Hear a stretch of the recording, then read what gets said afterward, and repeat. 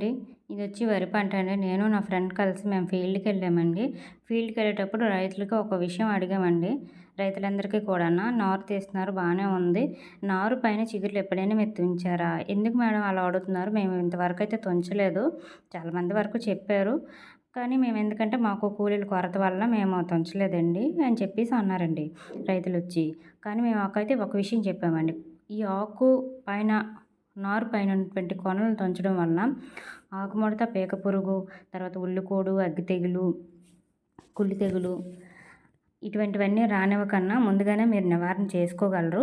అప్పుడు వచ్చిన తర్వాత మీరు స్ప్రేయింగ్స్ ఆకుముడత వచ్చిందనుకోండి క్లోరిఫైరిఫాస్ గానీ ఇటువంటి మందులు కొడతారండి.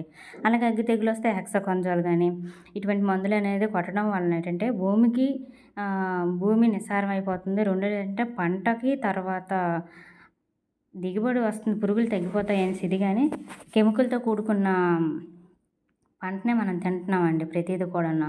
ఆకులు తుంచడం వలన వీటన్నిటిని నివారించుకోగలము. అందుకనే రైతులకి ముందుగానే మేము చెప్పదలుచుకున్నాము. ఏ ఒక్కరు మారినా మాకు చాలా హ్యాపీ అండి రైతులు. ఇది రైతులకు చాలామందికి వెళ్ళట్లేదు విషయం అనేది. చాలామంది రైతులకు తెలిసినప్పటికి కూడా చెయ్యట్లేదు. అంటే కూలీల కొరత వలన చేయట్లేదో, లేకపోతే ఆ సందర్భంలో ఇంకొక పని పడడం వల్ల, ఇంకేదైనా జరగడం వల్ల చేయట్లేదండి రైతులు.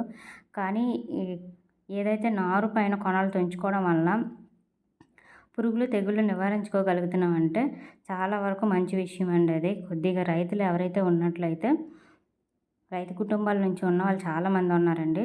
వాళ్ళకి కొద్దిగా ఈ మెసేజ్‌ని వెళ్ళేంత వరకు కూడాను చెప్పండి friends. Thank you very much.